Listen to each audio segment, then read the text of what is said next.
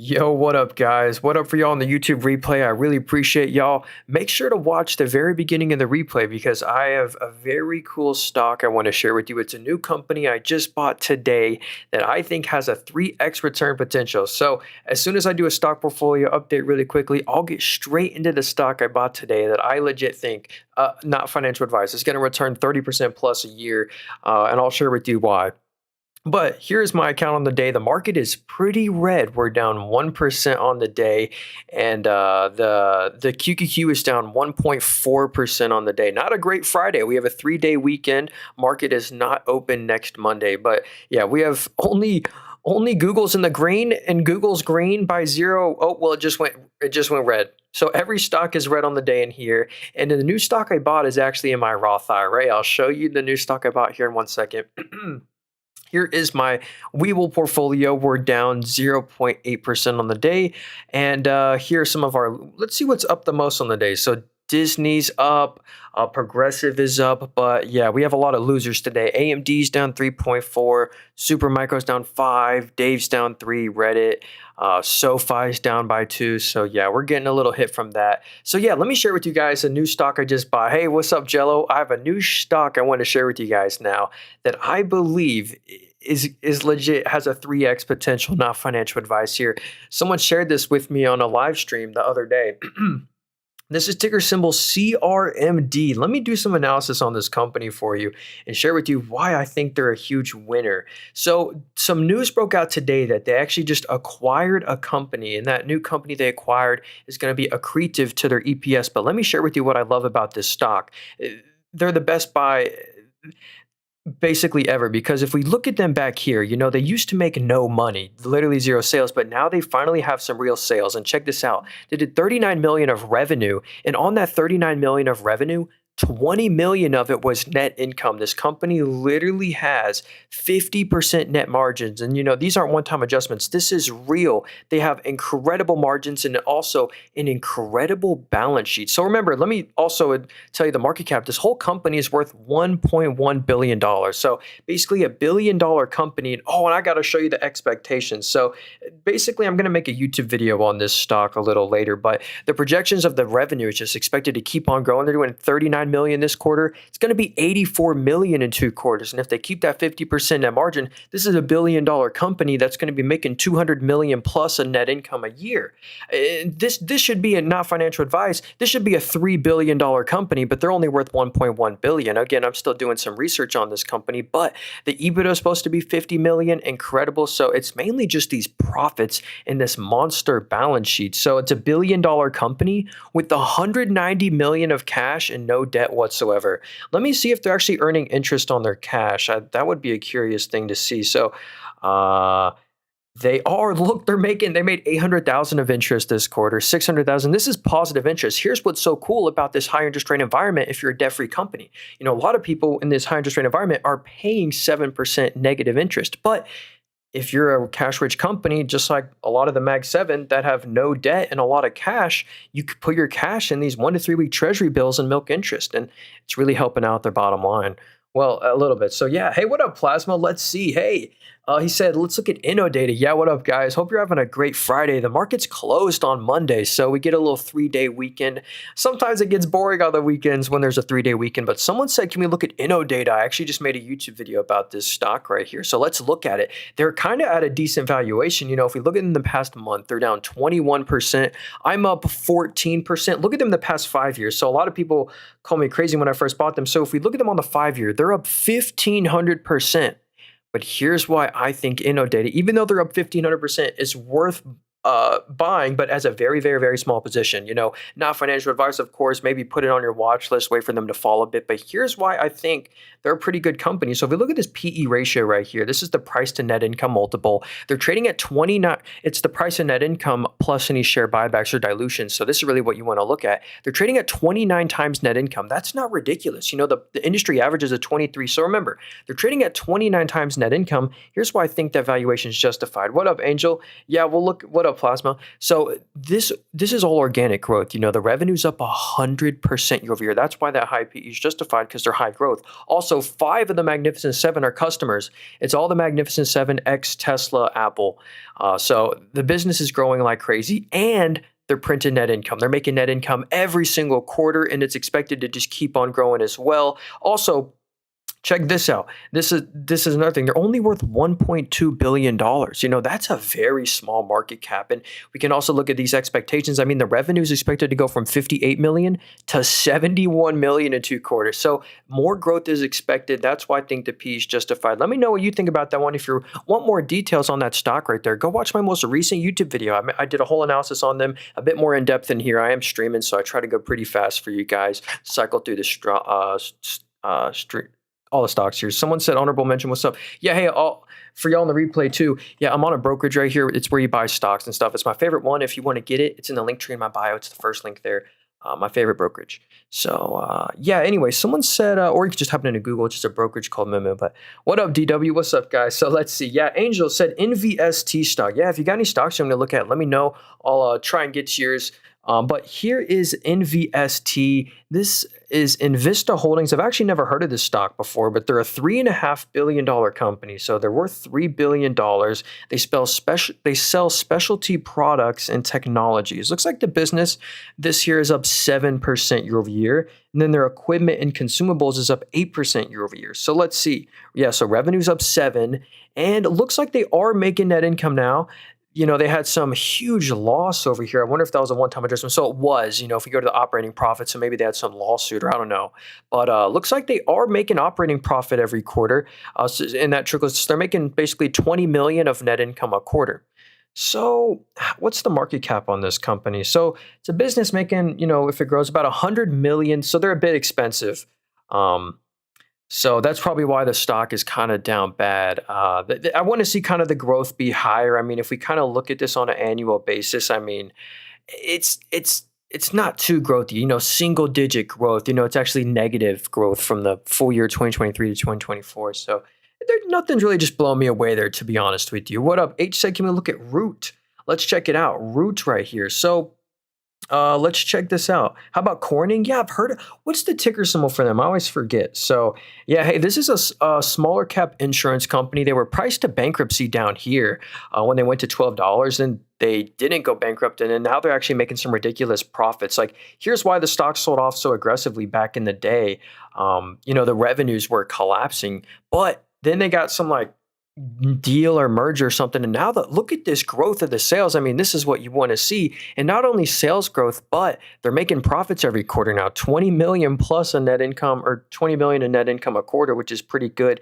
Yeah, so this is a DTC insurance company. So yeah, basically, and look at that growth, man. So a lot of people like them for the growth of their sales right here. That probably is why they've increased so much in stock price. Looks like they're a bit of a momentum play too. Something happened on earnings here. Let me go look at their earnings real quick. So they beat on revenue. The orange line's the analyst expectation. They beat on revenue. They beat on net income and EBIT. Ooh, so maybe they gave bad guidance. This is probably the guess here.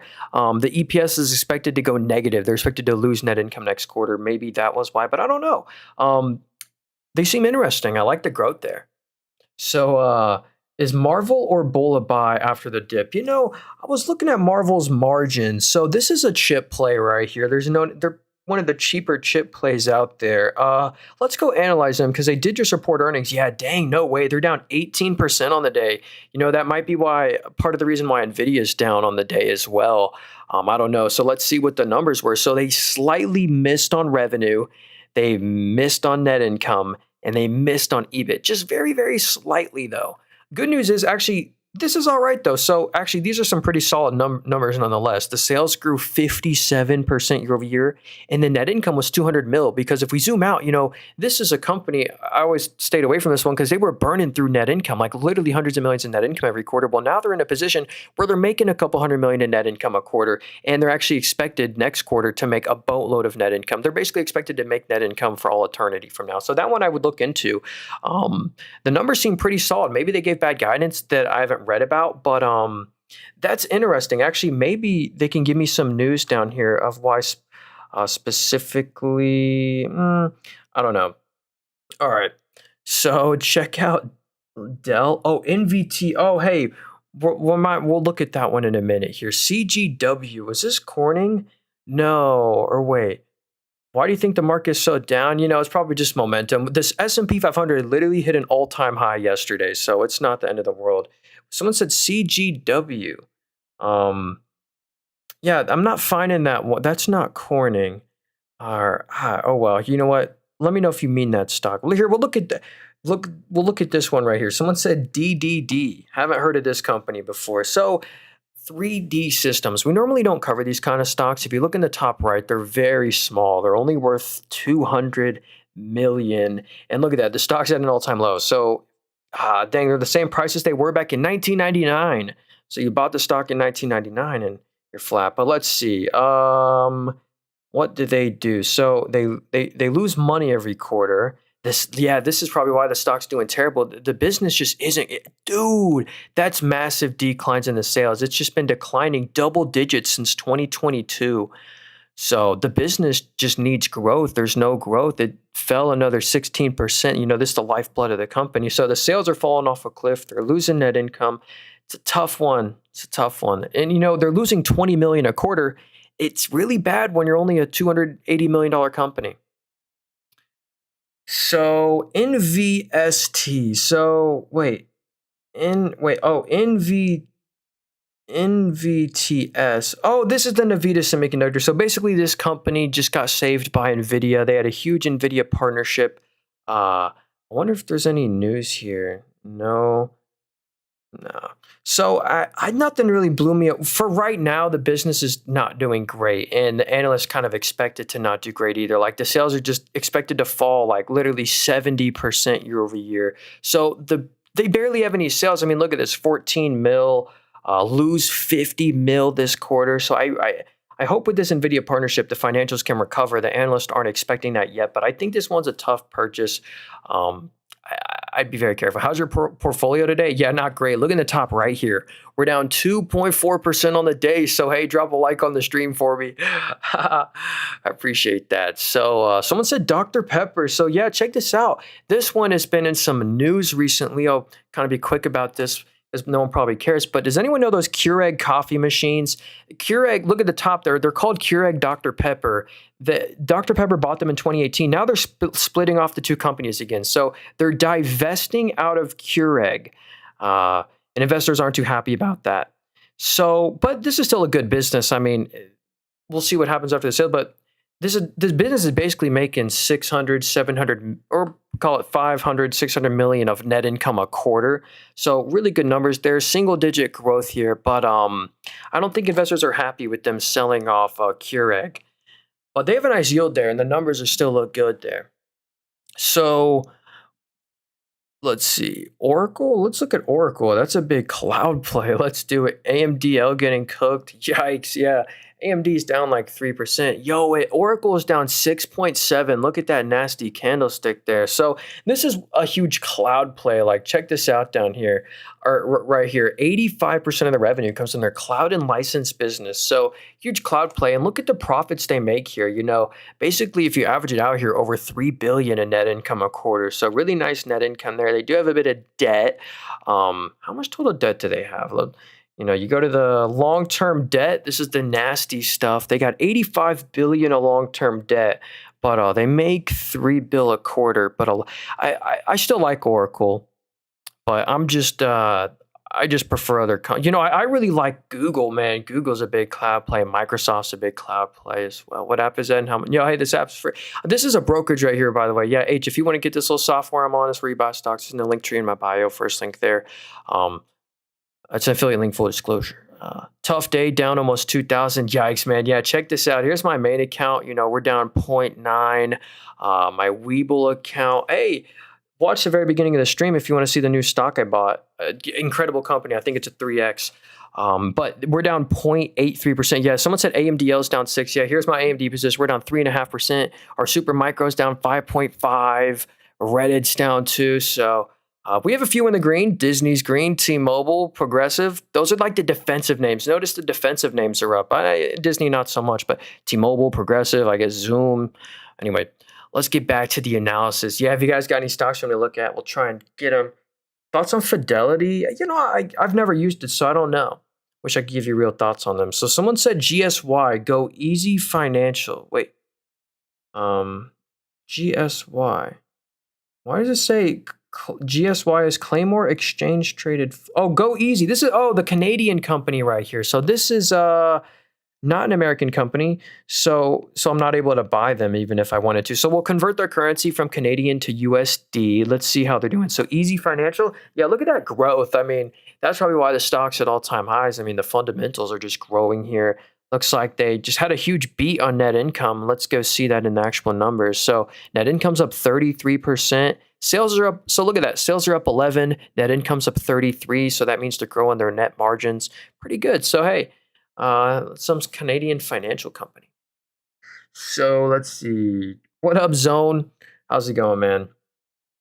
So Duolingo next. Yeah, let's look at Duolingo. So DUOL. I've been looking to buy this one because they were down like 7% on the day or something crazy. Yo, um, Narga, thank you so much for the 3 roses there. I really appreciate that. Yeah, we'll look at BTAI after this. And yeah, hey, Curry, link tree in bio, very first link there.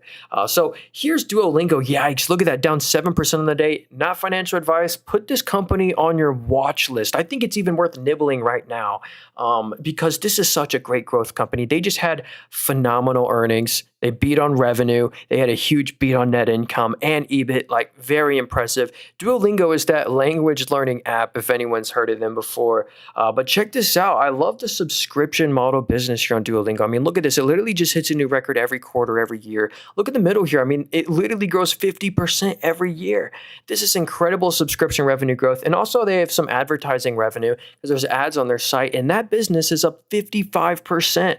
So the business is growing, and not just the sales, but the profits. The FCF, which stands for free cash flow, is up 61%. They're going to be making like 100 mil of free cash flow quarter. Net income's up 80. So that means they have margin expansion. So the sales are up 41 after going 40, and now the net income's up 83. So that means net margin expansion, and they just deleveraged their balance sheet completely. So if you're wondering why did the asset shrink, that's not what you really want to look at. The asset shrunk with the liabilities. So you really look at the leverage ratio, and notice how the asset to liability ratio, so the liabilities used to be 65% of the assets. Now it's only 36. They just deleveraged, paid off all debt. So they're in such a great position. I think that one's worth putting on the watch list. Not financial advice there. Yeah, hey, Lukey, again, this is a software where you buy stocks and stuff. If you want, it's a brokerage. So link tree in bio, very first link there if you want to get it.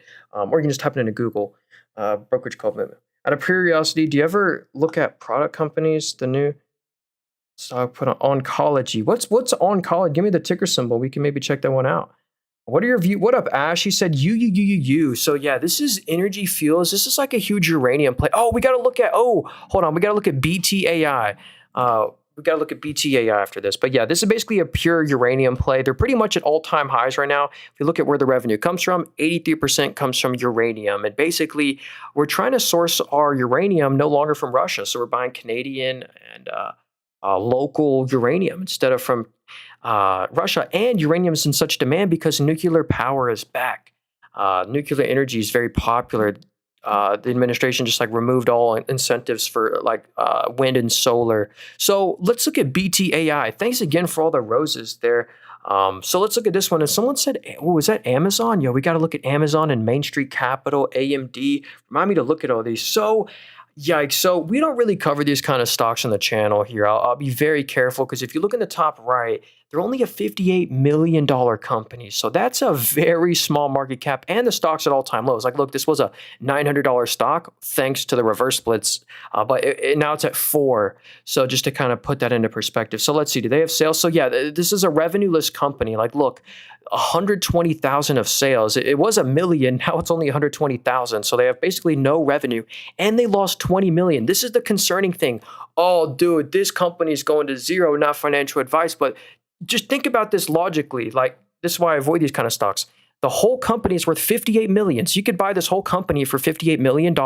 You're buying a business that lost $20 million just this quarter. That's 40% of the market cap. 7 million last quarter. And they have 100 million of debt with no cash. I mean, that one I'd be so careful with. I mean, Yikes. So someone said Amazon. Yo, I do own that one in here. Check this out. This is in my buy and hold account.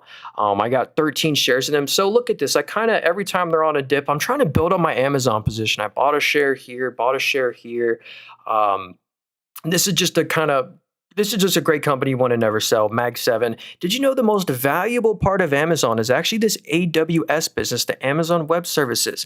This company, this business, small, I don't know what I'm trying to say here. Basically, this is over 100 billion of annual revenue for them. I mean, who knew? So this is the most valuable part of Amazon's business, and it's really high margin as well. So look at this. This is huge numbers. Law of large numbers, it's hard to grow this, but they're still doing it. Revenue went from 150 billion to 167 billion. So the sales are up 13. So the revenue's up 13, but the profits, the net income's up by 34. So that means they have pricing power. That means they're expanding their margins. They now have double-digit margins, 10, 11% margins. Used to be a tough business, with single-digit margins, even negative margins. So Amazon's in the best position they've ever been in. I love them because they don't pay a dividend and they're so innovative from their heavy CapEx. This is all you want to see. Is you go to the cash flow statement, you go to the cash from investing activities, they're basically investing 40 billion just this quarter into new assets, new businesses that could generate them returns. So that's what I love about them. They're so innovative. They come for every business. And look at this. They've also deleveraged. Liabilities were 57% of the assets, now only 51. Amazon's just a beast of a company, one and never sell. Yeah, hey, try not to spam here. CRMD. Oh yeah, hey, CRMD is a great one. That's the new stock I bought, by the way. I'll cover them in a little bit because if there's some people watching, I basically covered CRMD, like full deep dive analysis on this company, not financial advice. I think this is a 3x potential. Super not financial advice when I say this, but I think they're going to return 30% every year through 2030 at least. In as much as I love saying that, I don't put that much money in them as much as I believe that story, that you can't make this as a meaningful size position. That's why I only have 11 shares. But this one looks like a multi-bagger, not financial advice. And I'll go over them in a little bit. So let's see. Someone said AMD. Yeah, I wanted to get back to AMD here. I do own this company. Let me go back over here. Yeah, that's my biggest loser today. Check that out. We are down 3% on AMD today. Our average cost is at 124 a share, but let's go analyze AMD over here. Obviously we know they sell GPUs. They have a huge market share. I mean, look at this, a 17% PC GPU market share, and that's from their client and gaming business, which is up 69% year over year. Nice growth. And another huge growth factor for them is the data center business. Data centers need GPUs, and AMD makes their own GPUs, so they can get them without having to pay anyone, lowest cost. And look at this right here. It does wonders for their numbers. I mean, look at this FCF, which is free cash flow. I mean, 1.7 billion of free cash flow. That's a record quarter. Net income was up to 870 million, up 3x. Sales were up 31. And look at this fortress balance sheet. I mean, they have no net debt as well. So just great numbers on AMD. I like them. But yeah, semiconductors are getting hurt today, mainly from Marvell. Nvidia's down like 3 as well. My super micro's down 5.5. Yeah, Tesla ate me up this week. Yeah, dang, a lot of stocks are struggling today. So we'll check this one out. Fine, BLBD. Let's hope it's not a small cap. So Bluebird, let's see here. So a $1.9 billion company. Look at that. The stock's at an all-time high. Congrats if you own this one. Let's go see what their financials are. Usually when a stock's at an all-time high, they have good growing financials. It looks like they're beating on the analyst expectations. Huge net income beat. Wow, that was real. Huge EBIT and EPS beat. No wonder they gapped up so much on earnings right here. So they're in the bus industry. They sell buses. That's up 21%. Let me actually see if that's true. Yeah, they design and manufacture school buses. So hey, if you pretty niche. And look at that. They're profitable. They're making net income every single quarter. Sales are up 20, net income's up 26, a little bit of pricing power. What's the margins? Yeah, so they can sell school buses for a basically 9% margin. Well, hey, you know what? I'll put them on the watch list. They seem interesting if you want exposure to school buses. So let's check this one out. MNKD. What's this one? MannKind. $1.4 billion company. Stock's not done too great. Let's see what they do. Let's see. Biopharmaceutical company. So do they have sales? They do have sales. So how are they growing? So sales are up 5% year over year. So what about net income? So look, great news. They're making net income every quarter. These are huge year over year growth rates. That's great news. Looks like actually the operating profit was down year over year. So that's one thing to watch. They're really small of a company. I'd be careful with this one. Looks like analysts are expecting them to make net income every quarter, but they have been missing recently. I would just be very careful with them. Very small market cap. Been making buses for 60 plus years. Oh, hey, cool. Are you? Oh, the Nvidia. Yeah, let's look at Nvidia. What? Yeah, hey, Ronnie, this is a brokerage right here where you buy stocks and stuff. Again, it's in the link tree in my bio, that very first link there. So it's my favorite brokerage to do analysis on. Let's go analyze Nvidia. Yeah, so they reported earnings a couple of days ago. The earnings were actually pretty decent. They might just be down because Nvidia semiconductors down and just momentum.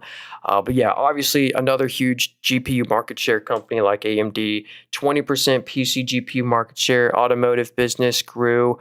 And they're a huge data center play. So, data centers need GPUs, but they beat on revenue, they beat on net income, and beat on EBIT. So it was a triple beat quarter, but that's really good growth. Sales are up 55, net income's up 59. I mean, what other company, is pulling off this kind of growth? They have ridiculous margins, like, 56% net margin. Last quarter, they had a little hit from their China exclusion sales, but this one's a solid one.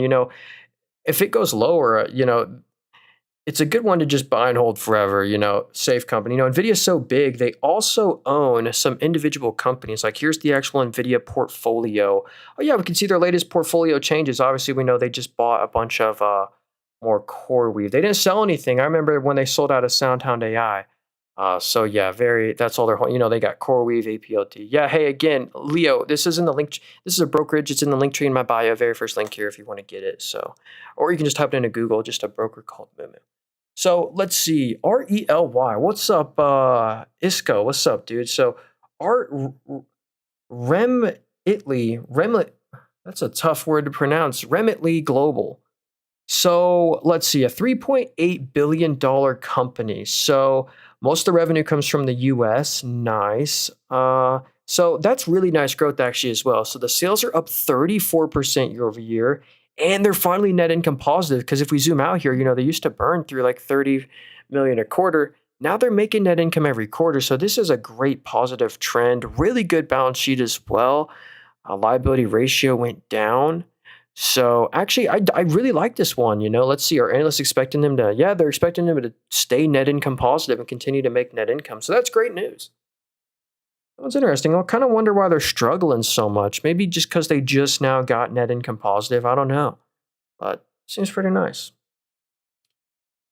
Someone said, tell me about NBY. I'm heavily invested in them. Well, I'll try and tell you what I can just through my little analysis here. So I feel bad if you own this one, to be honest with you, because this one looks super risky. Yeah, hey, Snobler, hold on here. That's a funny name. I probably shouldn't have said that. I didn't realize it pronounced like that. Yeah, hey, that link tree right there up in the YouTube chat. So if you look in the top right, here's why I just can't touch this company. It's hard to trust these stocks. This whole company's worth $10 million. So you just can't buy it. The whole company's worth $10 million. So they don't have any sales this quarter. This is from 2024. And here's 2025 Q2. So yeah, they have no sales the past couple of quarters, losing money every quarter.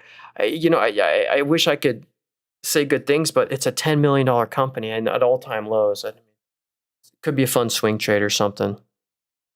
All right. So, Ishwar, what's up, man? So he said Dell stock. Let's do it. So Dell reported earnings, and I think they were kind of having the same issues that Super Microcomputer was having. It looks like their margins fell. I was reading about this earlier, so let me actually see.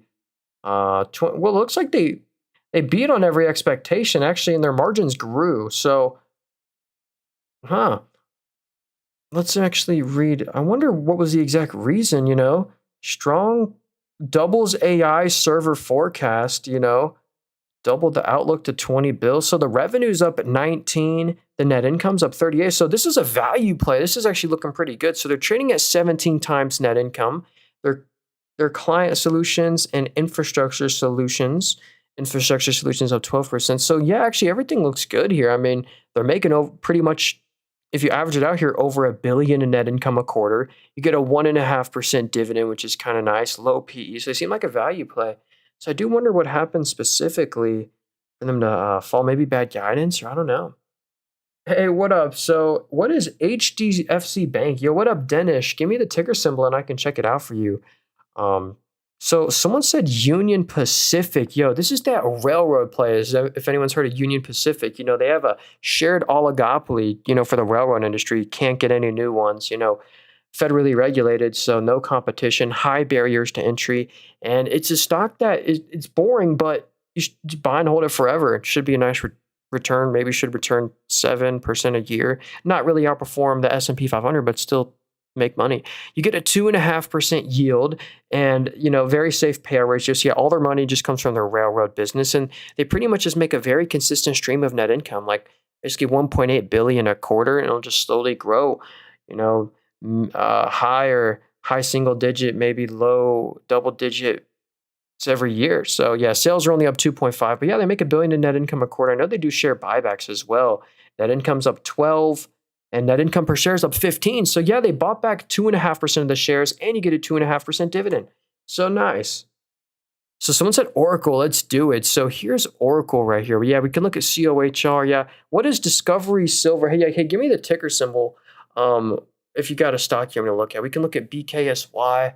Sorry, I tried to get to all the stocks here. I apologize. Yeah, here's Oracle. Yo, Oracle got wrecked today. Dang, they're down 6.5%. This is that big cloud play. 85% of the revenue comes from their cloud and license business. Cloud service revenue was 11.7 billion, up from 10.2. But yeah, pretty much they print money. I mean, look at that, over 3 billion in net income a quarter. So that's very good. They do have a bit of debt, $85 billion of debt, but they have a nice yield as well. So, oh yeah, Alibaba was up big today as well. So, what's this one here? So, where is COHR stocks. So this is Coherent. I don't think I've heard of this one before, but yeah, look at that. They gapped down on earnings. So let's go look at what happened on their earnings. I am curious. So where's the earnings? So they beat on revenue and a big miss on net income. They were expected to make net income this quarter and they lost net income. So that might be why the stock fell on earnings. But they're in networking, materials, and lasers. How's that business doing? Not great, down 1% year over year. Ooh, look at that networking growth though. That one's been the big winner, up 40% year over year. So that's nice. Let's see the total revenue. If we blend that together, yeah, sales are up 16%, but I don't think investors were happy with this $100 million net income loss. But anyway, the growth seems very nice there, and it technically was a one-time adjustment because the actual operating profit was up 87%, so this was a one-time adjustment. So actually, COHR looks pretty good. Nice. All right. What's this one? CLS. Yeah, hey, this is like Celestica, right? Yeah, here we go. So look at this company. They're down 9% on the day, but they were pretty much at an all-time high. Look at that monster performance. Went from, $12 to 190 just like a couple years. So let's see. So they're in the connectivity and cloud solution business, a hot sector. Continuing, look at these year-over-year growth rates. I mean, ridiculous. Up another 30% year-over-year. The advanced technology, that's up 7% year over year. So look at that huge beat on revenue. I mean, if they beat like this quarter, are they going to beat like crazy on this quarter? A huge beat on net income as well and EBIT. So they're just beating on every analyst expectation. Printed money, over 100 mil of net income a quarter. Good, decent balance sheet. But yeah, CLS, the great growth there. Nice. Ooh, so check, what is Weatherford? Hey, give me the ticker symbol. We can check that one out there. Here, BKSY. I think this is a very like risky. Yeah. So this is only a $600 million company. I've looked at them before. Yeah. So $600 million company. They're losing a bit of money. 40 mil this quarter, and it's losing a lot of money for a business that really isn't growing. The sales are down 11%. Losing net income every quarter. Leveraged up the balance sheet a bit. Imagery and software analytics, like it just looks choppy. Like I would be very careful with this one. Not one that really interests me too much, just because they're so tiny and not too growthy. So let's see. HB or HDB. Yeah, yeah. If y'all are enjoying it, I'd appreciate y'all hit the like button. Yeah, hey, no, I don't sell nothing. I have no. Watch out for people impersonating me. I sell nothing. I have no course, book, Discord, WhatsApp, Telegram, none of that. I'll never DM you, follow you. So, and I appreciate if you hit the like button, hit the follow button. We go live every day. But here's HDFC Bank. So, a huge company, $180 billion market cap. So, it looks like this is an India bank. So, if we look at where the revenue comes from, yeah, check that out. All the revenue comes from India. So, we'll convert the revenue to US dollars. Yeah, so basically just a bank, and they're making 2 billion of net income every quarter. So there you go. WFRD. Oh yeah, we can look at Weeble stock too. So here's Weatherford International, a $4.5 billion company. It looks like they've had a nice little recovery the past couple months here, but struggling on the weekly chart. Let's go look and see what they do. So well construction, drilling, and production. So it looks like an oil and gas play. Yeah, they're making nice profits. Look at that. Easily over 100 mil in net income a quarter. Sales are down 15% year over year, but same with Chevron and Exxon just because the price of oil has been surprisingly low this summer, and they have a nice little 1.5% yield, very low payout ratio too. So that one's pretty good, pretty decent actually. If you want exposure to oil and gas, I got to do more research on them. But someone said BULL. So yeah, this company I believe reported earnings. Yeah, they're down 6% on the day. So bull is just this brokerage right here, publicly traded. Here, I've given them a lot of probably fees. Here's our work. We're up 16% all time in here. But let's go analyze and see how their stock is doing over here. So down 6% on the day. What were the actual numbers? So no analyst expectations just because they're so new. So here's the numbers though. So the sales were up 31% year over year. Oh, wait, so we don't have the numbers yet. Never mind. This was Q1. So we actually don't have the numbers yet for Webull, unfortunately. So I wish I could give you more thoughts on them. The numbers aren't out yet. Or they're out, but just not on this app yet. So I apologize. Can't give you any real thoughts on them yet. We'll wait for the numbers to load. But, ooh, someone said CrowdStrike. Yo, that's a stock owned by Nancy Pelosi. If we go to the Pelosi tracker over here, these are super investors that literally by SEC law, have to make all of their trades public. And one of the stocks she owns is CrowdStrike. This is my second favorite cybersecurity play out there. They just reported earnings too, but yeah, they're super growthy. I mean, I literally think half of all the S&P 500 use CrowdStrike software. It's a cybersecurity company. Revenue's up 21, and these net income losses are still here because of the lawsuits from the outage. They're still seeing some outage losses. So yeah. Yeah, hey, Johnny, by the way, this is a brokerage right here where you buy stocks and stuff. If you want to get this little software I'm on, it's in the link tree in my bio, first link there. Yeah, hey, yeah, you can get the Pelosi tracker and see what you can see their portfolio, and you can like a new feature. You can like batch trade, follow them in. You can set the weightings and stuff too. But yeah, as you know, these super investors, since their net worth is over 100 million, literally all their trades have to be public. So, oh yeah, Buffett too. Buffett just bought a bunch of United Health, and anyway, let's keep going here. What's your favorite cybersecurity stock? PANW, Palo Alto Network. So here is EIX, though. This is Edison International. This is a California utility company. If y'all remember, around 8 months ago, on January 10th, 2025, if y'all remember the beginning of the year, all those California fires, well, this company was to blame, and they have to pay the fines for it. So that's why the stock tanked on this news right here on no earnings. They were blamed for the California wildfire. So basically, this is a utility company out of California. You get a really nice yield, a 7.2% dividend yield, but they're expected to have some lawsuits come from the fires. So, but for right now, the business is printing money. Basically, if you average it out here, over $1 billion of net income every single quarter. So Yeah, but I don't love this. I don't love California utilities. I mean, I would rather go with a different utility company, or you could just buy the whole utility ETF, ticker symbol VPU. It's the Vanguard Utility ETF. I mean, just buys all the utilities and it just averages like 6-7% a year. And here are its top holdings, NextEra Energy, Constellation Energy. I own Constellation Energy, like my third largest holding. And then my next favorite utility would probably be ticker symbol SO. This is Southern Company. If you're looking for a utility, they own Georgia Power and Light. Also, you get a 3.2% dividend. That's, in my opinion, very sustainable. Yeah, hey, Juan, again, sorry. People keep asking, again, if you want to get this little software I'm on, it's a brokerage where you buy stocks. Linktree in bio, very first link there. Yeah, hey, for y'all on the YouTube streams, people are asking over there. I pasted the Linktree in the chat. It's an affiliate link, by the way, full disclosure. So if you go and deposit $100, we'll both get some free stocks. But or you can just type it into Google, just a broker called Moomoo. But yeah, so let's see here. Someone said, oh, should we do this stock? DSV, let's do it. So this is Discover Silver Corp. So yeah, if you're looking for exposure to silver, wow, look at that one. They're at an all-time high, up 7%. Well, not all-time high, but multi-year high. Very nice. What's the market cap? So they're a $3.5 billion company. Oh, so actually maybe they don't sell. Maybe they're not a silver company. It looks like they sell office furniture, and sanitary ware. So sorry if I said silver. I mean, hey, you could probably see how I got confused. It looks like they just started reporting their numbers again. That's very weird.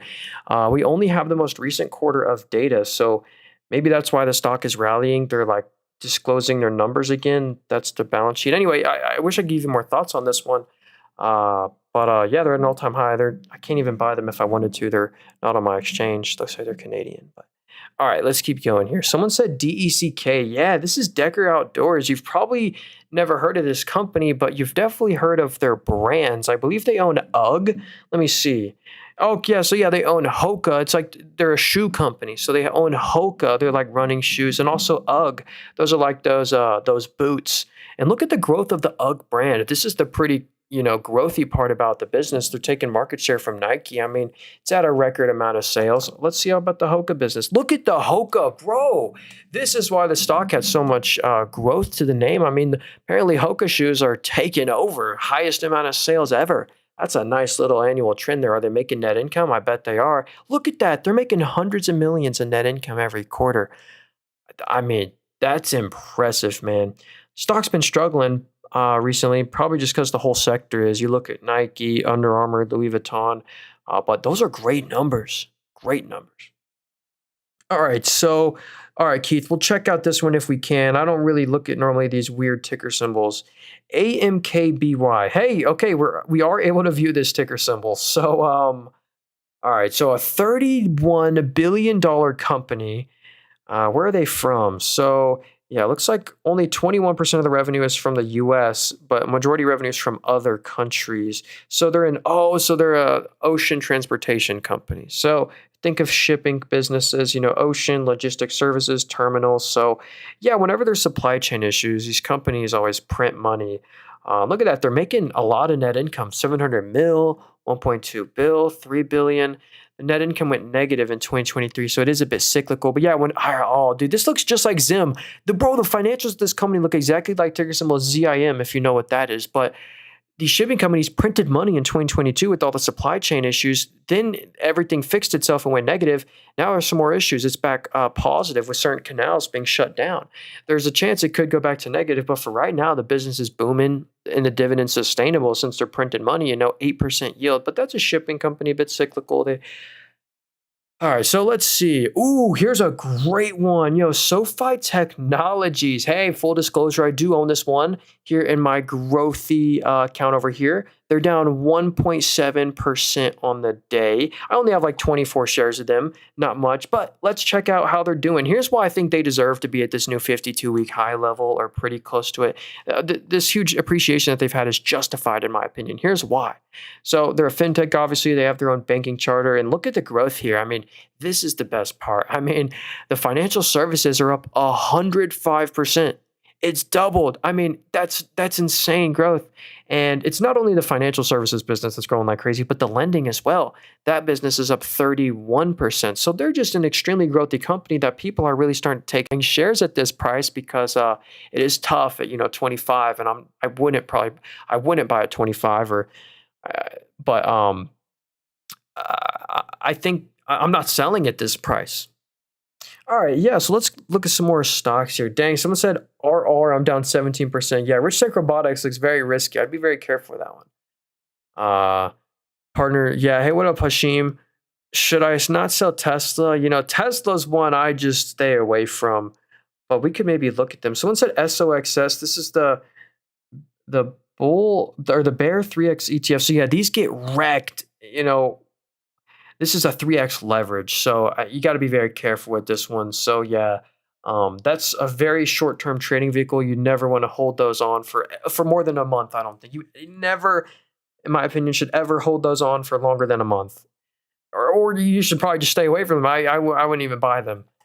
So anyway, what is this company right here? OKLL. Defiance. Oh, so here's another kind of 2x leverage ETF. So this is the Defiance Daily 2x long. I'm not sure what that is. All right. So what's this one right here? I have not done Eli Lilly. Should we look at Eli Lilly? What's this one though? G stock. Northern Oil and Gas stock. So it's like an oil and gas company. So these don't really outperform the market in the long run. Like, yeah, if we look at this on the monthly, chart doesn't look good. But usually with these oil stocks, you get a nice yield. So yeah, look at that. You get a 6.63% dividend yield. Very nice. But yeah, look at that huge beat on revenue. That was something to look into. Did they acquire a company or something? I don't know. But the sales had a nice beat. So revenue's up 26. Net income fell by 11%. So, but that's not the end of the world there. But yeah, they're making net income every quarter. Nice. But don't really expect them to outperform the market in the long run. So let's look at, Broadcom. Oh, then we'll look at Eli Lilly. STZ. Warren Buffett owns that company. So here's Broadcom right here. This is like an Nvidia competitor, semiconductor play. They're down 4% on the day, probably just because Nvidia. Marvell is down. So yeah, a lot of people know them for their semiconductor solutions, but one main thing driving the growth of the business has been the infrastructure software. I mean, if we zoom out here, it used to always just be at this like $2 billion level. But now, I mean, look at this massive growth. It's up 25% year over year to a new record. And it's expected to just keep on growing. I mean, look, it's expected to go from 14 billion to 17. So continuing the growth. I mean, look at this, the free cash flow numbers. I mean, up 44%. They're making over 6 billion of free cash flow a quarter. Net income is 5 billion a quarter. So Broadcom's one I love, and you get a nice yield, a near 1% yield on them. So here's another company you get a near 1% dividend yield on. This is Eli Lilly. It's one of my favorite healthcare picks. I did buy a new healthcare company today in my Roth IRA. If you go to the very beginning of the stream, you can see it, but I'll talk about it again in a little if I remember. But here's Eli Lilly. By the way, I'm streaming on YouTube as well. If y'all ever missed anything, want to replay it, check out the YouTube stream. It's where I'm trying to build my audience. My YouTube channel is called Nathan Roberts, also in the link tree in my bio. But that's the best way to support me. I sell nothing. I have no course book, but subscribe to my YouTube channel is the best way to just help me out. So here's Eli Lilly, though. Let's go analyze this company right here. They had a huge beat on earnings. I mean, incredible beat on revenue, beat on net income, and EBIT. It was a triple beat quarter, but the stock fell for a dumb reason. Basically, they had this weight loss pill, and the results didn't work. And so the stock tanked on that news, despite the incredible numbers. And now the market's starting to realize, all right, let's get back to reality here. So they have just, I mean, incredible numbers. I mean, 5.6 billion in net income this quarter. That was real. You really look at the operating profit. I mean, it grew 61% after going 88%. I can't believe it almost. So they have a 0.8% yield, a very low payout ratio. It's actually way lower than 44%. So this is one I'd happily just own for the long run. I mean, also, they're very diversified in all the revenue streams. I mean, they own Zepbound is a big one for them. This is their weight loss prescription. It's an injection. So this is Zepbound, their weight loss injection. Literally created this 2023 Q4 But yeah, like Mount Jaro, this has been their huge growth driver. They create these prescriptions out of nowhere and they just get a ton of sales. They literally created this one in 2022, had 16 million of sales. Now it has just this quarter 3.84 billion, up 112%. That's that's the most amount of the revenue now. Used to be a very small chunk. So anyway, Eli Lilly is just one you want to own forever. So yeah, hey, wasn't it? Happy Friday. Yeah, hope y'all are having a great Friday. What's up, y'all? So someone said STZ. So this is Constellation Brands. I can't get to the industry that they're in because it's a drink that makes you feel funny. But I can't talk about it on TikTok. But this company's been through some struggle. Business is kind of declining right now. The stock is the same price that it was back in 2016. So you can kind of just tell from this huge decline. So let me actually go look at their numbers and see how they're doing. Yeah, if you look very quick, that's what they sell. But yeah, here's the bad news. The business is losing growth. So the sales are actually down 5.5% year over year, and the profits were down 19%. So good news. I mean, they're still making, for right now, 600 million in net income a quarter. But we don't like this decline of sales and decline of margin. So that's one of the main reasons they've been struggling. They also have a nice dividend, 2.5% yield. And I'm showing the operating profit here. They've had some wacky adjustments to their net income, another bad reason. So anyway, we want to see the growth come back. Did you buy Oscar? I actually do not own Oscar Health. Oh, so about the healthcare stock. You know what? I'll be very quick about this. You know what? I'll show you the new stock I bought. I bought it in my Roth IRA today. It's a very small position. And when I go over this stock, I have to advise if you decide to maybe also put this one on your watch list or buy into this one, you cannot make it as a meaningful size position in your portfolio. Again, none of this is financial advice, but I believe this is a 3x stock and it's going to return 30% a year through 2030. And as much as I believe that's going to happen, I can't have it as a huge position. I literally have 100, $200. But if I see this one fall, I'm going to buy more. So here, I normally don't recommend these, but I like this one. Look at the top right. They're a $1.1 billion company. So that's a very, very small market cap, but they have some ridiculous growth. So look at this. Literally, this same time last year, they had no sales. Their product wasn't on the market yet. They finally got to selling, and it's doing incredibly. They had 40 million of revenue, and on this 40 million of revenue, 19 million of that was net income and 20 mil last quarter. And that's real. These aren't some like gap adjustments. These are real net income. And it's ridiculous. So that's 50% net margins that they have. They have 50% net margins, a fortress of a balance sheet. So remember, the whole company is worth 1.1 billion. They have no debt whatsoever, completely debt-free, $190 million of cash on hand. So literally over 10% of their market cap is just cash on hand. And the analysts are expecting the sales to just keep on growing. 50 mil of revenue, again, 25 or 50% in margin on that, 25 mil in net income.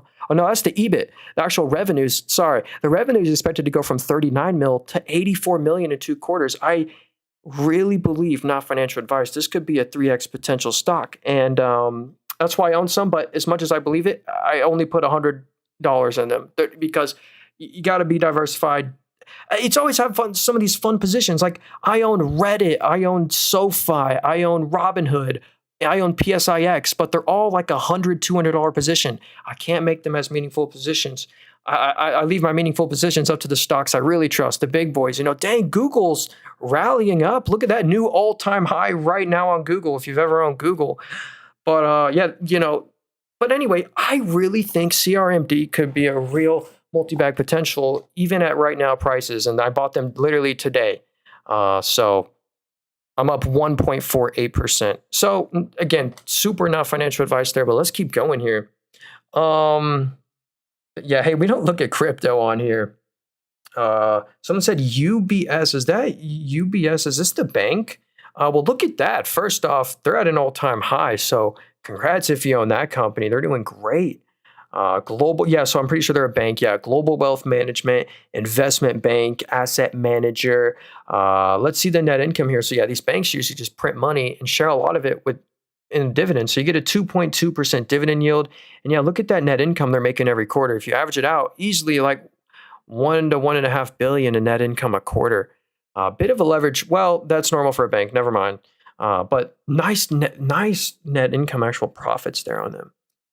So what up, Ruben? He said, can we look at SERV? So this is a robotics play. And to be honest with you, if you're looking for a real good robotics company to just buy and hold forever, I unfortunately don't think this is the one. So I would leave that up to a symbiotic or even Amazon's the best play to just. But here's why. I mean, if you look in the top out of all the robotics companies, if the plan is to buy and hold it on forever, I don't think this is a great one because if you look in the top right, they're only a $650 million company. So kind of think about that. The whole company's worth $650 million. And it's a business with basically no sales. I mean, the sales were 640,000 this quarter, and they lost 20 million. So that's the rough part. You know, when you're only worth 600 million, losing 20 million is very significant. You know, 13 mil last quarter, the losses are actually worsening. So I'd be careful with that one. I don't know if they have any IP and real patents like Symbiotic does. They got like 1,500. The real robotics company I was talking about is ticker symbol SYM. They're a warehouse robotics company helping Walmart with their logistics, and Walmart's their biggest customer. They love them so much, Walmart decided to buy a 13.5% stake in Symbiotic. And this is a company with over 1,500 patents with real revenues. They're still losing a bit of money, but the trend is getting a lot better, and they're barely losing any money. So it's not the end of the world. One I own, that's like Amazon's obviously not a pure robotics play, but they're the best. So, all right. I didn't mean to bag on your stock there, Ruben, but here's UPS right here. We can look at Marvell too. We already looked at them a bit ago. So I try not to repeat ones for a while. But here's UPS right here. This company right here, I think might be a dividend trap. And here's how even you can tell for yourself if a company is a dividend trap. So when most investors look at this, they're like, wow, a 7.5% dividend yield, that's really good. But here's how we can tell if that dividend's actually safe. And here's why I wouldn't buy this company despite the high yield. Looks like their average daily parcel volume fell by 1.2 million. That's not great. That's like 4 or 5%. Anyway, here's how we can tell if the dividend's safe. So look at this in the most recent quarter. They made $1.28 billion of net income. Let's round it up, giving them the benefit of the doubt, because last quarter was $1.2 billion, but they made $1.3 billion of net income. Here's how much the dividend cost every quarter. The dividend cost $1.35 billion of net income a quarter. So they actually couldn't afford the dividend this quarter. All their net income, or over 100% of their net income, got eaten by the dividend. So they need to at least make $1.35 billion just to afford the dividend. And if they don't make much more than that, they have no leftover money to really reinvest back in the business. So that one, I think, needs a healthy dividend cut. If they had a dividend cut, the stock would fall, but it would be healthy for the company. Maybe they could pull off an AT&T where AT&T cut the dividend, but it actually helped out the company. What is CareCloud? I've never heard of them. Yeah, give me the ticker symbol. So what do you think of TSM? They're partnering with Nvidia. So yeah, here's Taiwan Semi right here. I think this is a great company as well to just never sell, just buy and hold for the long run. They're down 3% on the day just because all the kind of chip names are like Marvell, Nvidia. But here's what I really love about this company and that impresses me. Like, look at this multiple, this 25 PE. That means they're trading at 25 times net income. I believe this company, like it has in the past, can go up to that 27 to 30 PE again. And that'll send this over 250, 260 bucks. And they have the largest market share for those 3 nanometer, 5 nanometer wafer chips. I mean, they're the best to do it. Taiwan literally manufactures the chips for Nvidia. If y'all don't know, Nvidia just designs the chips. Taiwan Semi actually manufactures them. And look at this, their market share is at 67%. But the very best part about Taiwan Semi is the actual profits they make. Just organic sales are up 55. So sales are up 55, but profits are up 79. That means they have pricing power. They have margin expansion. They have a 42% net margin. Dude, this is a $1 trillion company with 40% net margins. They're just like Meta, man. It's ridiculous. So this is $13 billion net income, $10 billion last quarter. So great, in my opinion, just forever hold stock. Let's hope I think the geopolitical risks is priced in to that 25 PE. All right, so let's see. I bought 300 shares of Marvell at 70. So yeah, MRVL. I actually like this one. I think this one's worth putting on the watch list, worth putting on the radar. They're down 19% of the day, rough, because they did actually miss on the numbers here. So they missed on revenue, missed on net income, and they missed on EBIT, but they're still good numbers. It was a 1% miss. I mean, not that big of a deal. I mean, this is all that was important to me. The fact that they're still holding on to this 200 million net income a quarter. This was a tough buyback here. They used to lose literally hundreds of millions in net income a quarter. Now they're making over 200 million net income a quarter and are expected to continue. Next quarter is expected to be literally $1 billion quarter for them. So I can't wait to see what happens next quarter. I think it's worth not selling out of Marvell. Not financial advice. I think it's worth not selling out of them on the dip. All right, so what platform? Yeah, hey Miguel. Hey, by the way, this is a brokerage right here where you buy stocks and stuff. Again, if you want to get this little software I'm on, it's in the link tree in my bio, very first link there. So let's see. Can we look at MRK? Yeah, so that's a healthcare company. We haven't looked at many healthcare companies. This one's been struggling just because of the slow growth. So like here's where the revenue comes from. They do pharmaceuticals, and then 10% of their business is in animal health, which is kind of cool. But yeah, look at this revenue right here. This is the bad news. I mean, it just declined. It's down 2% year over year. So we do want to see the growth come back. But despite that, they're printing money. I mean, look at that, 3 to 5 billion of net income every quarter. And then they share that to you via dividends. You get a 4% yield, only a 46% payout ratio. They raise their dividend every year. So actually Merck is a good company. I think their dividend's safe, but we want to see the growth come back and if it does come back, the stock will go up too. Is Nvidia cheap right now? Not exactly. No, I don't think so. Okay, let's see. Can we look at DE? So yeah, this is John Deere right here. I think this one's worth in a never sell account. You just buy John Deere for the long run. I think my price target is 30% higher than where it is today. With commodities inflation, John Deere is going to benefit a bunch. So look at this multiple right here. So though the stock is still pretty close to all-time highs, look at this multiple. They're trading at 25 times net income, which is pretty fair. I mean, back down here, it got down to an 11. And here's the one thing why. I mean, because the growth is expected to be nice in the future, but for right now, it doesn't look great. But it's expected to go up. That's why the stock's not doing bad. But yeah, look at these declines in the sales. Sales are down 9%, 20%. Net income's down, but they're still making well over 1.2 billion of net income a quarter. This net income, and it's expected to rebound. So I do like John Deere as a play to just never sell. Get a nice 1.3% yield, very low payout ratio, and I'm literally. Not financial advice. I'm almost certainly going to buy them in the next month in my Roth IRA. So Dave said QYLD, no growth seems safe at 100K, 12-year compounds. So here's the thing with these covered call ETFs, and I would maybe advise not to do that. So these always underperform the actual underlying assets. So look at this right here. Yeah. You get this 13% dividend, but kind of notice how the dividend trends down. So you get a 13% yield. They pay you monthly, but look at the stock price appreciation. So it's tough because they just don't total return outperform the actual market. So you basically buy this to maximize your dividend income. You get a monthly dividend. They're technically distributions, so they're taxed at short-term capital gains. You're paying a higher tax on that dividend, quote unquote, than another kind. So I don't love the covered call ETFs, to be honest with you, but you buy them to maximize your dividend income.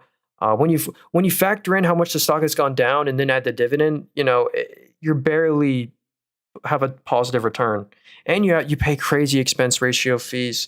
It's tough. They're not some of the worst I've seen, like a MSTE or MSTY. I mean, these are like so that MSTY hit an all-time low today. And whenever the yield's artificially high, by the way, whenever you look at this, you're like 180% yield. Again, whenever the price of a stock goes down, the yield goes up. But the payouts in the future are going down. It's just not. There should be a new metric, forward dividend yield for those. Anyway, let's keep going here. Can we look at TDW? Someone said it looks like a hidden gem. Let's check it out. Or great value, Tide Water. Okay, so a $3 billion company. What do they do? Are they like a water utility? So an oil and gas company, offshore marine support. Oh, this might be a shipping company. So revenue is up 0.6%. That's not great growth, but not bad. The profits fell by 0.9. This had a little one-time adjustment this quarter to their net income, but it's not the end of the world here. No dividend on that company. I got to do more research on this one. I wonder if they're actually a shipping company. Mobile offshore drilling units. So maybe they're exposed to the oil and gas industry. I don't know. They actually look worth looking into. They're at a very low PE. The multiple on them. Well, actually, it's from the gap and one-time adjustment. It's a little lower than it should be, but. All right, let's keep going here. GH, bro. All right. Hey, what up? PSN said GH. This is Guardian Health. So, yeah, look at this one. New multi-year high today. They're the same price as they were now back from 2019, but they've had a nice little recovery since the bottom. Let's check it out. So, they have sales. That's great news. Look at that. The sales are up 30% year over year. That's great news, but here's the bad news. They're losing 100 mil of net income a quarter. And look what that did to their balance sheet. These losses have to come out of somewhere. They used to have more assets than liabilities. Now they actually have quite a bit more liabilities than they do assets. So we definitely want to see this trend reverse. And honestly, I don't know why this stock is at a new 52-week high. Maybe they gave some really good guidance, but in my opinion, I'd be they're expected to just keep on losing this sort of money. And maybe analysts are expecting that, so maybe they could, lose less than expected, but I'd be careful with that one. What's up, brother? I'm eating Dutch Bros on the dip. Hey, what up, Jim? So yeah, we can look at Dutch Bros stock. This is like a Starbucks competitor. So they're down 4% on the day. They're actually in a better position than Starbucks, in my opinion. So if someone gave me the choice between Dutch Bros and Starbucks, I'd rather buy Dutch Bros at this price. So look at this. Here are their company-operated shops. For restaurants in this environment, this is really good. Up 29% year over year. So company-operated shops revenues up 29. They also have this franchising fee, high-margin franchise fee. That's up 20% year over year. So that's good as well. And they're mainly on the West Coast. But yeah, sales are up 27, net income's up 73, growing the margins. So they're making quite a bit in net income a quarter. Great news. So what about the cash flows? Yeah, cash flows up 50%. Wow. Nice. Okay. Have you achieved? Okay, what up, Goog?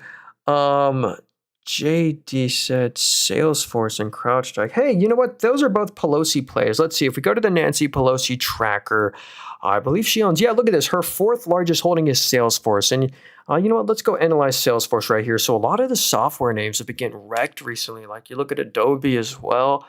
They're kind of struggling, these enterprise software names, But I do like Salesforce. The growth has slowed a bit, but look at how diversified that they are. This is great. They're in service, sales, platform, like they own Slack. If anyone's heard of Slack before, integration and analytics, marketing and commerce. Here's why I think investors were a little disappointed. The actual free cash flow was only up by 3%. And the profits, the net income was only up by 0.5% from the previous year. Their margins fell a little bit too. But I still think Salesforce is a great one to hold for the long run at a decent valuation right now. But there might be a small chance that they could go lower. The multiple could fall a bit more. But I think that one will be a winner in the long run. They own some great assets, and they just acquired INFA. What app? Yeah, hey, sorry. Yeah, hey, this is a brokerage right here. Again, it's where you buy stocks. If you want to get this app, it's in the link tree in my bio. It's that very first link there. Let's see. Discord IPO. Yo, I've heard there's a high chance of them Discord announcing an IPO soon. So someone said HTZ. They want to start selling on Amazon. So yes, if anyone's heard of Hertz Global, it's like that car rental company. They're now selling their cars on Amazon or something. So right here, Bill Ackman took a huge stake in this company. I wonder if that will show up in the shareholders. Oh, yeah, Pershing Squared, it owns 4.9% of all the shares. So Bill Ackman saw something huge. They bought him for the used car market with all the tariffs or whatever. But here's why I would stay away from Hertz. I would very much stay away from this company. So first off, the business isn't growing. It's down 7% year over year. And they're losing a lot of money. I mean, they're burning through a couple $100 million in net income a quarter, 300 mil, 400 mil, 400 mil, a bill. And that's really meaningful when the whole entire company is worth $1.7 billion. So kind of think about that logically.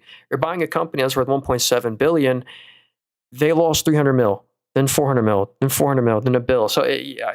They've lost so much of their market cap just in net income. I think that one is just worth staying away from a financial point of view. But a lot of their value is in like their used car value inventory. So yeah, we could look at Adobe as well. So yeah, another software name that's just been getting wrecked. So Yeah, hey, again, if you want to get this broker, it's in the link tree in my bio, first link there. Or you can just go into Google and type in Moomoo. So Adobe, yeah. So this is that software name. They own Photoshop, After Effects, dude. I'm on Photoshop and after like every single day. Adobe Premiere Pro. Don't tell Adobe though. I have to. I kind of pirated my Photoshop subscription. But anyway, Adobe the thesis is hurting them right now. One of the reasons the stock is falling is because AI might take over their business in 10 years. Like I know someone just made an incredible logo in ChatGPT. So in 10 years, Photoshop might not be needed. But for right now, the business is doing fantastically. Revenue's growing double digits. They're printing money. I mean, basically 1.8 billion of net income every quarter. The free cash flow is even better, over 2 billion of free cash flow a quarter. And they're doing insane share buyback. So they don't pay a dividend. This is the best part about Adobe. If you take something away, this is the best part. So look, they make 1.7 billion in net income a quarter. What are they doing with all that? Well, they're literally spending all that money buying back their own stock. Dude, they spent 3.5 bill this quarter, 3 bill last quarter. Here's what that does for you as a shareholder. Here's the main point. So the net income is up by 7.5. Net income's up 7.5, but net income per share is up by 12.9. That's because the share part of the ratio went down by 7%. They've bought back 6% of all the shares that exist in the past year. They're like, hey, if the stock's going down, we'll just buy it all back. So you own a lot more ownership in the business. I love that. I like them. I would buy and hodl Adobe, but not as a meaningful position because there are still some fundamental risks there, but good financials. Graco, what's up, dude? He said BMNR. Oh, yeah, that's that Bitmine. This is basically Ethereum staking company. Tom Lee works for them, but they should just do whatever Ethereum does.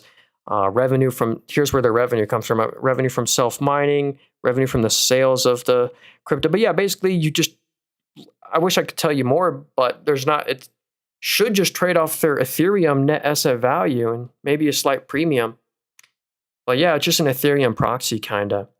There's a lot of momentum around them right now. Hey, what up? It's Leo. How's it going? What is Nvidia cheap right now? No, I wouldn't say so. What is MSAI? Gitchy King. Hey, I don't think I can view that. That's an index fund. I can look at exchange traded funds, but not index funds. So yeah, this company I would just completely stay away from.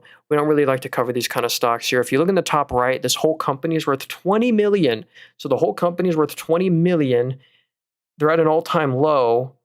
They lose millions a quarter. So when you're only worth 20 million and you lose 3 million, that's huge. And then 4 mil last quarter. And the sales have collapsed down 32%. Yeah, I'd very much stay away from that one. Not financial advice. Could be wrong. But hey, someone said, what up, CoreWeave and CrowdStrike? Yeah, we'll look at CoreWeave first. So yeah, CoreWeave is a company owned by Nvidia. So yeah, if we go to the Nvidia portfolio right here, they just loaded the boat on CoreWeave. So check this out. CoreWeave is 85% of their entire portfolio. And this business has just seen a lot of growth recently. Like, check this out. Again, they just IPO'd, so there's not too much data. But look, the sales literally went from 400 million to 1.2 billion. That's a 3x increase year over year. Ridiculous. One thing is you got to be careful, though. They're still losing a bunch of money, losing a couple hundred mil a quarter. So we kind of want to see those losses start to narrow. But yeah. Honestly, CoreWeave does the exact same thing as IREN, and IREN is like at a much better value, in my opinion. If you're looking for a company kind of like CoreWeave, but a better play, in my opinion, but much smaller, check out IREN. Dang, they're up 12% on the day. Did they report earnings? I would probably even buy. I love IREN. That's Irish Energy. All right, so yeah, let's look at CrowdStrike too. You know what? Since we're on the portfolio tracker, we can also see the Nancy Pelosi portfolio. So again, these are super investors. They have to reveal all their trades by SEC law, so you can see like the exact trades and stuff. And you can like batch follow them into the positions. But one of the companies she owns, a huge cybersecurity play, is CrowdStrike. And literally over half of the S&P 500 use CrowdStrike's cybersecurity software. So huge cybersecurity play. The revenue just hits a new record every year, every quarter. I mean, look at that kind of annual sales growth. Looks great. But if we go to the actual net income, this is only because they're seeing some lawsuit payouts from the outage they had. But on this day right here, they had a huge outage. It literally made every plane in the sky have to land in America. There's a lot of law and a lot of other problems too. shut down. It basically made every Windows PC not work if you install the update. So um, anyway, I still think that one's a winner in the long run. I would love to own them, but at a lower price, at a lower valuation. So Red or Green, what up, brother? He said, what up? Yeah, hey, it's Patricia. Again, this is a broker right here. If you want to get it, link tree in my bio, the very first link there. Full disclosure, it is an affiliate link. So if you sign up and deposit $100, we'll both get some free stocks. So RLMD. So this is Relmada Therapeutics. Let's check it out. Oh, they caused that? Oh, what was I saying? A cause, I forgot. But have you checked LVMH? Hey, what up? Let's look at Louis Vuitton as well. What up, Kyle? Nvidia's down right now. Yeah, Nvidia's down bad a bit. So we won't really cover this one. You got to be careful. They're only worth $30 million, but they're up 30% on the day. So maybe there's some specific news. Major stock purchase of an insider. So, the CEO bought some shares. So look at this. This is a revenue-less company. So look at that. They don't sell anything. So it looks like they're a startup. They lose 10 mil a quarter. Yeah, look at that. Whenever you lose net income, that comes right out of the balance sheet, your cash pile. So look at how the assets have just, I'd be so careful. Maybe the CEO knows something that they're about to get FDA approved, but I'd be so careful. So someone said LVMUY. So yeah, did y'all know Louis Vuitton was publicly traded? And they've been struggling recently. A lot of the premium brands, people just haven't been buying them. So check this out. Louis Vuitton right here. Here's what I love about them, possibly, a bit more than Nike, to be honest with you. They're more diversified. So 50% of Louis Vuitton's revenue comes from their fashion and leather goods. Then they're in these are high margin industries, jewelry, watches, perfume, cosmetics. So I love Louis Vuitton.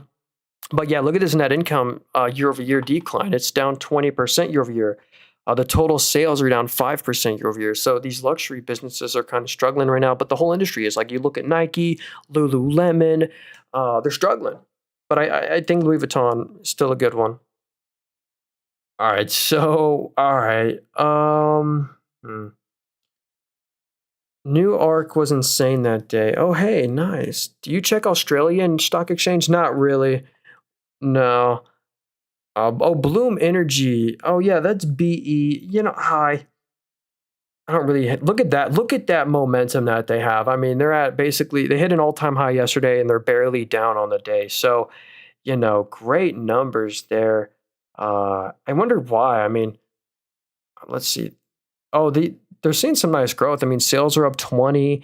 The net income losses narrowed by 30. So, hey, I don't know. What do they do? So, solid oxide fuel cell based power generation platform. Well, hey, they're doing great. All right. So, hey, what up, man? He said, what up? Six Flags said LTH. Yeah, good afternoon. So, this is a really cool company. So this is SFGX Farland. What's up, dude? So this is Lifetime Fitness. I used to have a subscription to their gym. So this is just a gym company, if anyone's heard of Lifetime Fitness. And check this out. They're actually making a lot of money. You go to a gym, you're paying for the subscription, whether or not you go there. They're collecting that monthly income. And they're printing money. I mean, look at that. It's up 36% year over year. Sales are up 14, net income's up 36, so that means they're growing their net margins. What are the margins of a gym business? Looks like it's 8% on average. But that's pretty good. The free cash flow is growing. I do like Lifetime Fitness. Another one, PLNT, Planet Fitness, is another gym stock that's doing surprisingly good. They don't pay dividends, but they do a lot of share buyback. Someone said BLSH, so bullish stock. So yeah, this company just IPO'd. They're down 7% or 8%. So I wish I could give you more thoughts on them, but again, since they just IPO'd, we don't really get any data from this company. I mean, we can see that the revenue is down by 0.2%. They lost 300 mil, but I wish I'd give you more thoughts on bullish because they just IPO'd, so you don't get the financials. What ETF is good to buy with potential growth and dividends? Yeah, dude. It's going to sound crazy, but just the VOO, the S&P 500, you get a very nice yield, a 1.2% dividend yield, and you own the best of the best companies, Nvidia, Microsoft, Apple, Amazon, Meta, Google. So all companies I would happily own individually. All right. Hey, what up, Todd? Good to see you, brother. He said, you know what? Let's look at a healthcare play. Actually, you know who just bought a bunch of UNH? The man Warren Buffett. So if we go to Warren Buffett's portfolio right here, we can see, he's a super investor. He has to make all his trades public. His one of his new positions is UNH, United Healthcare. So let's go analyze the stock right here. And if for Warren Buffett to buy a stock, he always does his due diligence, and that's why the stock gapped up on this day. The reason they went up was solely because Warren Buffett bought some UNH. So we're also a customer. Yeah, look at this multiple. So they're trading at 13 times net income. That's because the future is so uncertain. That's why the multiple is so low, but it's priced in a lot of that uncertainty. And look, that we're a customer of their OptumRx business, and it's just been growing fabulously. It's up 20% year over year. The one thing that's, led to a lot of this decline is just their fraud allegations and just overall government regulation issues. So, but that's, pretty priced into the stock. You also get a nice 2.8% yield. That being said, I would be careful with United Healthcare. I wouldn't have it as a too meaningful position, but yeah, I don't think they're a zero, but that's largest healthcare play out there. All right, so NVR stock, NVR, yeah, hey, Six Flags is publicly traded as well, which is kind of funny. What do you think of Tesla? What up, Pedro? Yeah, we can look at Tesla too after this. So here's NVR stock. So $23 billion company, $8,000 share price. So they haven't done any stock splits. They're trading at 17 times net income. Seems low. Oh, so they're a home builder. Man, I love the home builders. Good industry, but real estate's struggling right now. So that's why I didn't expect the numbers to look too great. But with this new interest rate cut expectation, a lot of the home builders have been rallying. Warren Buffett just bought a bunch of home builders like D.R. Horton, Lennar, Pool Corp. But yeah, the sales are down 0.5. But look, they're making $300-400 million in net income a quarter. They have no dividend. I wonder if they're doing share buybacks. Let's see. So they've bought back 6.7% of all the shares in the past year. That's incredible. So a huge buyback play as well. Incredible. All right, so yeah, let's do TSLA. What do you be able to check out BET? Yeah, hey, we actually can't check out that one because of the industry. But if you have another stock you want me to look at, let me know. I heard senior housing is one to look at. Yo, Ruben, look at CTRE or LTC stock. You know what? Maybe we'll check them out after this. Maybe we'll look at CTRE. Or Welltower, ticker symbol WELL. Those are all senior healthcare housing plays. So here's Tesla, though. Tesla's one I just don't own. I choose to just watch them instead of buy them, just because I run all my stocks through a heavy financial screener, and running my financial screener through Tesla, I just can't pay $1 trillion for this company. Or what's the multiple? Let's see. They're trading at 197 times net income. So they're trading at a very high net income multiple, and it's okay to have a high valuation as long as you're high growth, but unfortunately the growth is negative on Tesla. Their total vehicles delivered are down 14%, or if we just go to their total automotive segment business here, it's down 12%. And if you go to the energy generation business, it's down 7.5. So both segments of business fell, or you can kind of see that in the total revenue. Sales are down 11, and the profits are down by 50. So they actually did they had a little trick to their net income. They didn't actually make 1.2 bill. They actually made under 800 mil of net income. So the margins fell, sadly, 50% when you adjust it. So Tesla, I think I get the value. A lot of the market cap comes from the future sales of the robo-taxi network and the robots, but I just can't pay that premium personally. But they'll still be a winner probably. So yeah, here's a senior housing play, ticker symbol WELL. This is probably, oh wow, I mean, they've done very well. So even though they're at all-time highs, you still get a 1.6% dividend yield. That one's done very well. Another one is CTRE, another senior housing care play. That one's also pretty much at all-time highs. And you also, because they're a triple net lease, you get a 3.65% dividend. So you get a very nice yield there. Man, GS outran the S&P by a bit. Oh, is that General Mills or Goldman Sachs? Yeah, hey, look at that. Goldman Sachs, this is a bank. Obviously, they've done incredibly. And you get a 1.61% dividend yield. Global banking and markets. Yeah, so Goldman Sachs makes, wow, 3 to 4 to 5 billion of net income a quarter. So you can see why they're doing good. Someone said LAS, please. What up, H? Let's look at LAS. Wait, I can't find that ticker symbol. I look it up and it's just not popping up. So do apologize there. Ooh, someone said TSSI. So this company, wait, dang, they're down 10%. I actually don't own this company anymore, but I actually like this one. So here's the bull thesis around this stock right here. Here's what I like about them. If you look in the top right, they're a $376 million company. So kind of remember that. They're worth $360 million, and you're buying a business that's making millions or a couple million every quarter. 1.5 mil this quarter, 3 mil last quarter. So good news, they're making net income every quarter. And look at the sales growth. This is another big winner. Sales are up from 12 mil to 43 million. So it's just a growing business. Procurement revenue. But I would be a bit careful. Again, if I buy them, I'd only have it as a very small position. Like when I had it, it was a $150 position for me. Or actually less than that, it was a $120 position for me. What do you think of D&N stock? Denshin Mines. Oh, hey, yeah, this is basically a company that owns a bunch of mines that have a bunch of gold in it. So if we go to where their revenue comes from, it comes from mining. And basically, they're following the price of gold. If you look at gold right now, it's at like all-time highs. And that's why this stock has kind of followed that, I believe. So, yeah, pretty interesting.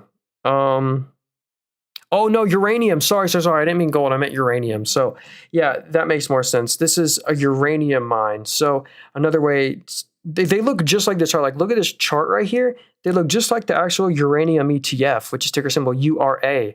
So, yeah, uranium's been on fire recently. The U.S. is trying to order all their uranium locally and not from Russia anymore. And nuclear energy reactors are powered off uranium. So, yeah.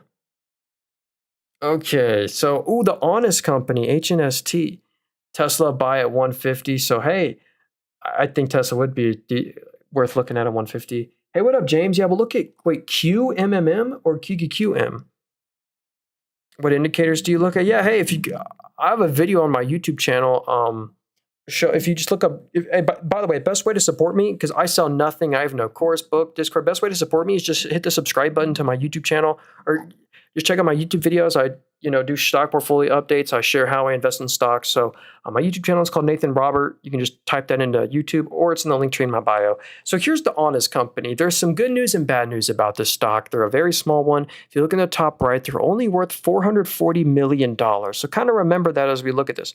They're only worth $440 million, but the good news is they actually have no debt at all. So they have no debt they have no net debt. They have about 10 mil of debt, but they have 60 million of net cash. So basically, like 15% of their market cap is just their cash on hand.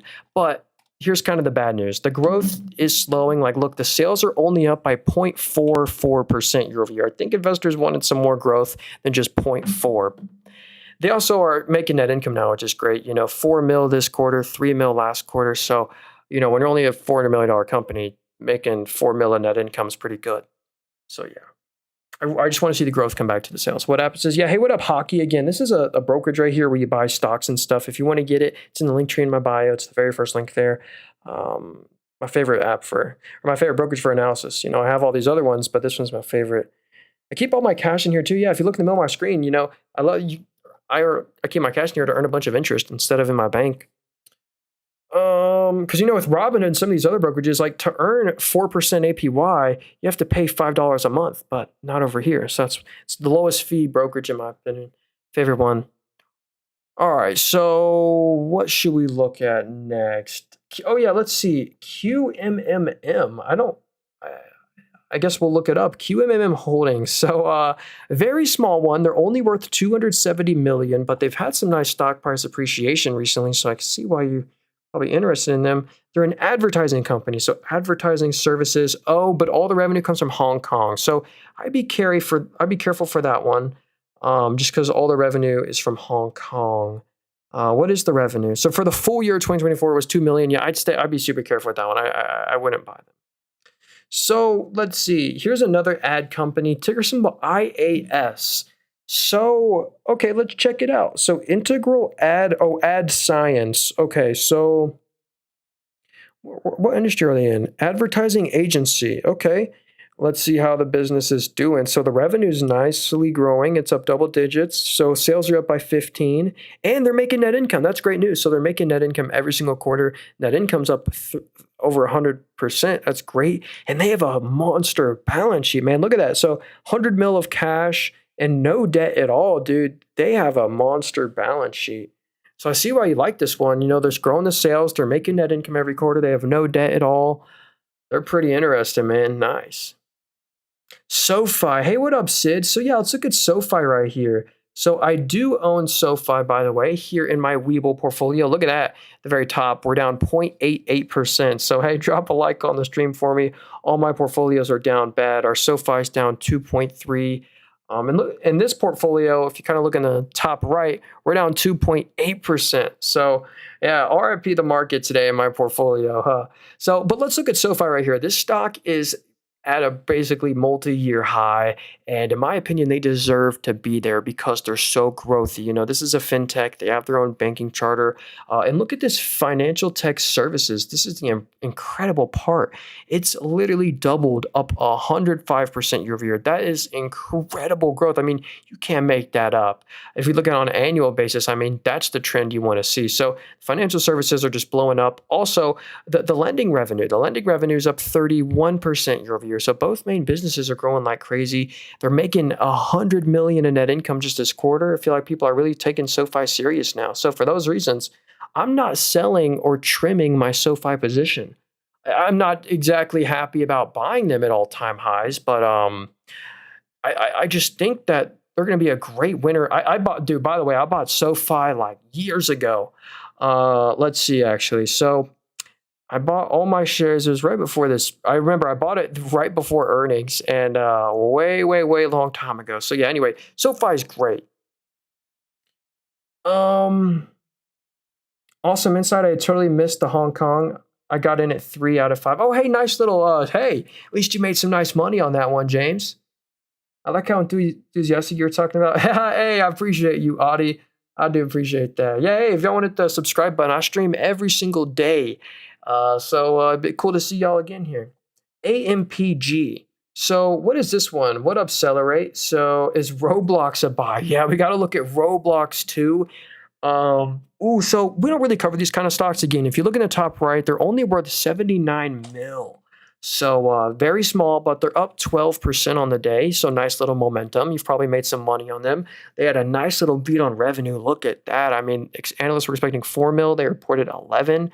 Manufacturing and engineering. So they had some surprising beat on that business, I guess. Where does the revenue come from? 71% comes from the US. So yeah, I guess we want to see them continue this sales growth. I hope it's not some one-time little sales thing. So we want to see them continue this growth. That might be why the stock has kind of rallied up so much recently. But again, they were worth 50 mil. That's so tiny. So here's a cool company owned by Cathie Wood. This is if you've heard of the ARKK ETFs, here's her portfolio. And her second largest holding, 5.86% of her portfolio, is in Roblox stock right here. And there's some good news and there's some bad news about this stock. Is it a good time to trim SoFi? I don't think so. Or it's a good time to buy SoFi. Ooh, probably under like 22, to be honest with you. Okay, but trying not to spam. I appreciate y'all. So here's Roblox right here. Here's why I think they've had such a nice little rally. Here's a cool little data point we get. This is their daily active users. It's up. There we go. So today, or this most recent quarter, it's at 111 million daily active users. When the same time last year, there were only 79 million. That's so much growth. It went from 79 million to 111 million daily active users. They're beating on the analyst expectations as well. There is one bad thing about Roblox, and that's their huge losses of net income. They have so much stock-based comp. They're paying their employees hundreds of millions worth of stock that's included in GAAP net income. That's why the GAAP net income is, negative 200 mil a quarter when they're printing free cash flow. But the free cash flow doesn't include the stock-based comp, which is a non-cash expense that you do need to include in GAAP net income. So that's the one thing scaring me. They are a bit leveraged as well with a lot, not too much debt, but I want to see them kind of start to recover from these net income losses before I make that a meaningful position. But yeah, those daily active users were nuts. Over 111 mil is crazy. That's more, I think, more than Snapchat now. Or no, I don't know. We can check that though. So here's a company owned by Nvidia. So Ruben said RXRX. So yeah, as we know, we can see Nvidia's portfolio, and one of their smaller holdings is in RXRX. Ooh, and look at this. This app is telling me that there is a bearish continuation triangle. And just because Nvidia owns a stock doesn't mean you should. You should always go do your own research on it. And when I go do my own research on RXRX, I'm not seeing anything I like here.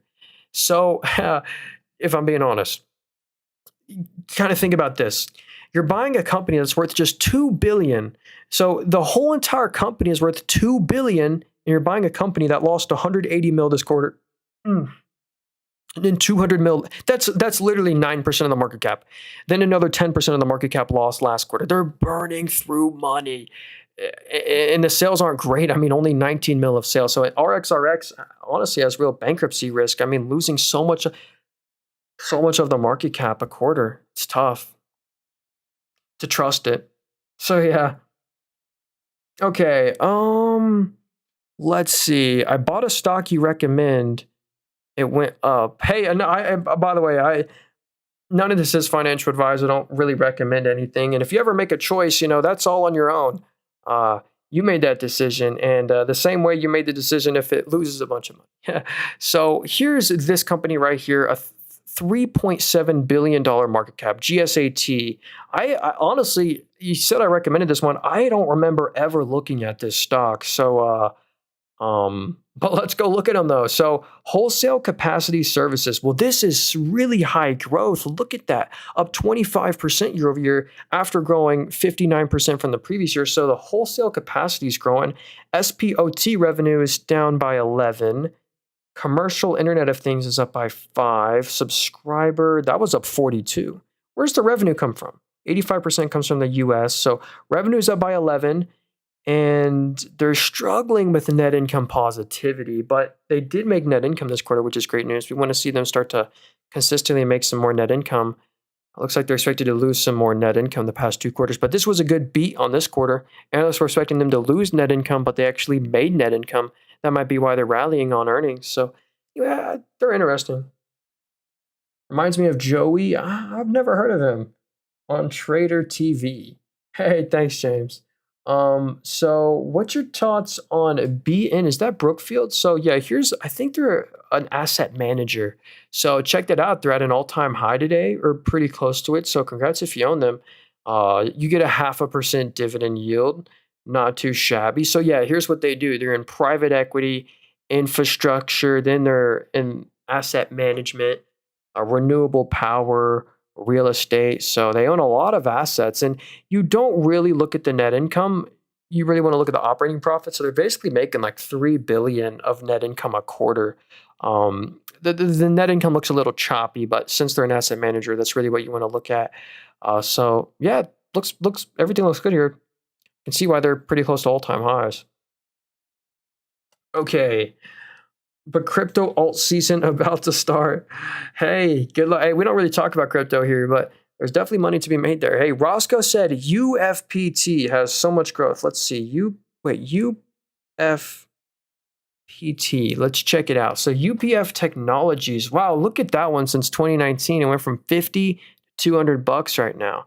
So let's go look at them. So they're very small, or not too small, but $1.6 billion company. Let's go analyze them. I'm curious to see how they're doing. So they sell products, and wow, that is really good growth. That's up 41% year over year. If you look at this on an annual basis, yeah, that's a great trend. So, but specifically, this 41% year over year is really good. Let's go see, are they profitable? So yeah, they are. So revenue's up 37, and they're making about, 17 million of net income a quarter.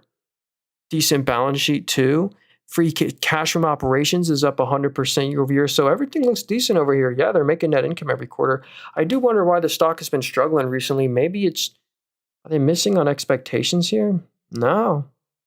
Well, anyway, yeah, they seem really interesting. Okay, someone's been saying this. All right, we'll check this one out. ITRI. Itron. Oh, hey, this one's on my watch list, actually. Okay, so Let's check this one out. They're on my watch list, but I don't remember covering them. But if they're on my watch list, I must have saw something I liked. So they're in networked solutions. So that business is down 1% year over year.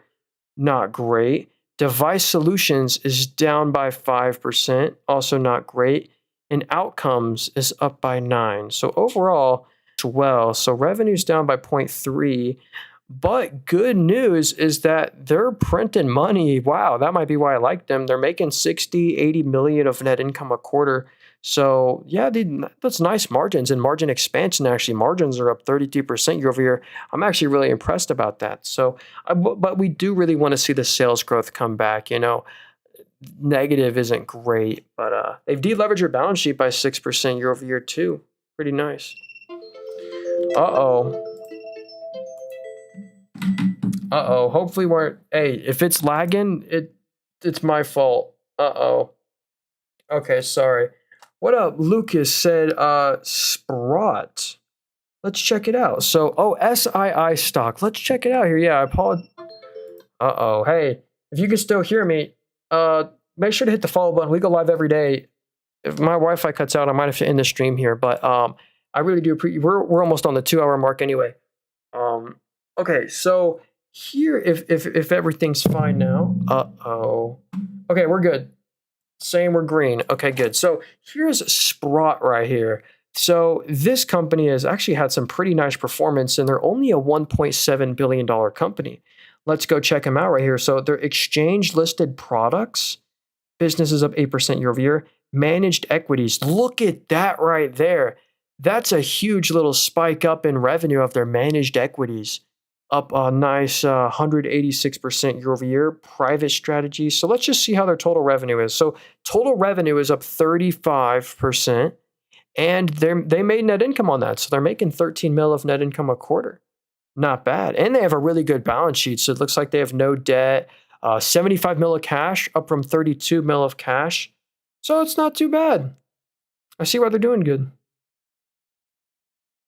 What do you think of GameStop? So honestly, this company, it's not awful, but I wouldn't own it. Like seriously. So I wouldn't own a serious position is what I mean. So here's the good news though. This is the most impressive part about GameStop. I didn't realize this part. I feel like no one knows, and I feel like this will impress you. But check out this right here, the market cap. They're worth $10 billion. So kind of remember that. The whole company of GameStop is worth $10 billion, and they actually have no debt at all, with $6.4 billion. So $10 billion company with $6.4 billion in cash and no debt. 64% of their entire market cap is just their cash on hand. So that's really crazy. But again, the business, it's not one you'd really want to own. Like, look at these sales declines. This is awful, down 17% year over year after being down 28%. I mean, if it weren't for also, every time the stock goes up, if you're wondering, how did GameStop acquire $6.4 billion of cash? They dilute the life out of you.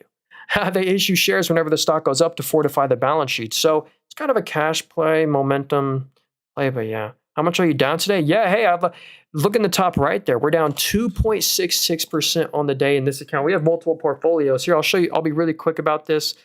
This account, if you look in the top middle there, we're down 0.8%, really led by AMD, Super Micro's down. And then finally, our main account is down, not too bad. We're down 0.71.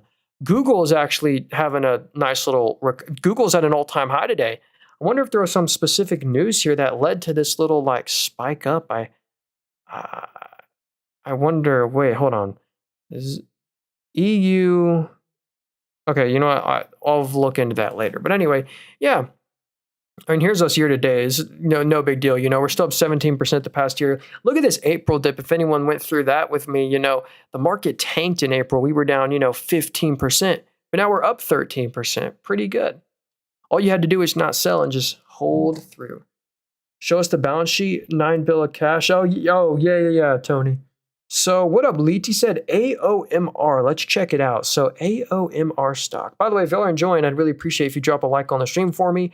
I sell nothing. I have no course or book. Just on your give my opinion. That's not financial advice. So here's AOMR, Angel Mortgage REIT. So this is a company that literally by law has to pay out most of its income in the form of a dividend. So if we go to their yield right here, this 13% dividend yield is somewhat sustainable because of how they're taxed by the government. So these usually don't really outperform the market. You really just buy these to maximize your dividend income. You shouldn't really expect to really outperform the S&P. So let's see how they're doing. Revenue is a bit choppy. I mean, it went negative and it's only 5 mil this quarter. I would just be careful with some of these with the mortgage REITs. I'd rather buy an actual REIT. Ooh, here's a really cool one. Do you have a certain criteria to buy a stock? Yeah, hey, I made a YouTube video about that. I mean, I just look for companies with good fundamentals, good financials that I can trust. So here is AMD right here. I do own this one too. I think they're my biggest loser in this portfolio. Yeah, we're down $60 today thanks to AMD. But yeah, AMD, I do own this one. I think they're worth holding for the long run. You know, they have a huge market share, a 17% PC GPU market share. That's reflected in their gaming revenue here, which is up a nice 69% year over year. Not too bad. And also another big growth driver for AMD has been the data center business. That's up 15% year over year. It's up 15% after growing 114% from the same time last year. So holding on to that growth, incredible. And if we look at the free cash flow, record free cash flow quarter, 1.7 billion of free cash flow. I mean, that's incredible. The sales are up 31. Net income is 900 mil. They have an absolute fortress of a balance sheet too. They have no net debt. How much cash do they got? Let's see. Or $5.8 billion of cash. Not too bad. So anyway, I do like AMD. So let's see. I think because of Nano Banana they released from Google. Sounds like it's better than Photoshop. Really, Caden? They released some kind of Photoshop competitor. I wonder what that's doing to Adobe. I wonder if Adobe reacted on that news. Doesn't look like it. But that's interesting. Yeah, here's another mortgage REIT I'd stay away from. Like, this is Armor Residential REIT. Like, look at the trend of the stock. I mean, is this really some? Again, you're buying this to maximize your dividend income. You look at the yield. Dang, 19% dividend yield. But look at the stock price. So when you add the negative stock price to the dividend, your total return like still negative, which is unfortunate. So I'd be so careful. I actually wouldn't buy that one. All right. Yo, Tony, I did look at the balance sheet of that company, of GameStop. I showed all the cash. All right, so thoughts on NNE. So this is nanonuclear.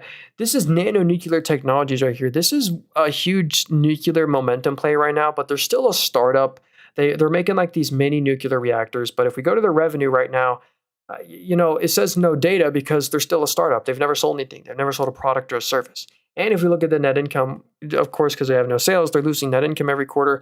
Luckily, though, they've really been able to raise a bunch of cash. Look at this. They have a ton of cash, ton of assets, and no debt. So, but I'm still being careful with them just because they're still a startup. If I wanted real nuclear exposure, this is the best nuclear play, in my opinion. CEG, Constellation Energy. They own literally 50% of all the U.S. nuclear reactor fleet. Hey, I got a little dividend coming in from them, a $5 dividend. Not bad. Hey, what up? It's yours. Yeah, hey, I've been streaming for an hour and 47 minutes. I appreciate y'all being here. I am actually about to end the stream, though. But yeah, I do appreciate everyone being here. If you want to hit the follow button, we go live every day. So someone said DTSS. Yeah, hey, we won't. That one's worth $15 million. You got to be so careful. I thought Google released an update version of their translator that competes with Duolingo. Hey, that could be true too. Wow, hey, did they release that today? That's really interesting. Affirm stock. Yeah, so Affirm, this is, if anyone's heard of that buy now, pay later stock, this is Affirm. Wow, they went exactly up to the psychological $100 exactly level. Not a penny over 100, and then they fell. That's funny, but yeah, this is that buy now, pay later stock. Looks like, which has been really popular lately. Yeah, they had a nice beat on revenue, beat on net income, beat on EBIT. You look at this. So if we zoom out, I remember this company, they were losing a couple $100 million in net income a quarter, but now looks like they're consistently going to be making net income in the future. So that's incredible for a firm. But again, the buy now, pay later stocks do worry me in a recessionary environment. What platform? Yeah, hey, what up, Metal Face? Again, this is a brokerage right here where you buy stocks. It's in the link tree in my bio, the very first link there. It's my favorite app to do analysis on. And I keep my idle cash in here because you get the nice little APY. But yeah, we will look at Google too. So I wonder if Nancy, yeah, so I thought so. If we go to Nancy Pelosi's portfolio, 12% of her account is in Google, and they're at an all-time high today. There's just been so much good news around Google. I mean, Meta and Google signed a $10 billion cloud agreement. So Meta is spending $10 billion over the next 6 years with Google. So like close to $2 billion a year. And Apple explores using Google's Gemini integration with Siri. That was a huge thing. And their Waymo business, the autonomy driving car business, just got a permit for New York City.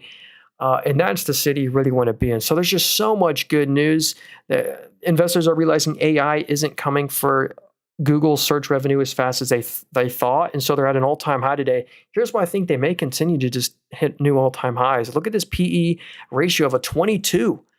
You know, this is Google, a Mag 7 company trading at 22 times net income. I feel like they have the ability to stretch up to like a 24, 25 PE and go up to closer to $250 a share, which would just be crazy. They're also the second largest buyback play of any stock in the country. I mean, look at this. They made $28 billion of net income at this quarter. You know, Google's too big to acquire a company. Regulators just won't allow it. So what does Google do with $28 billion of net income a quarter? They return it to the shareholder via share buybacks.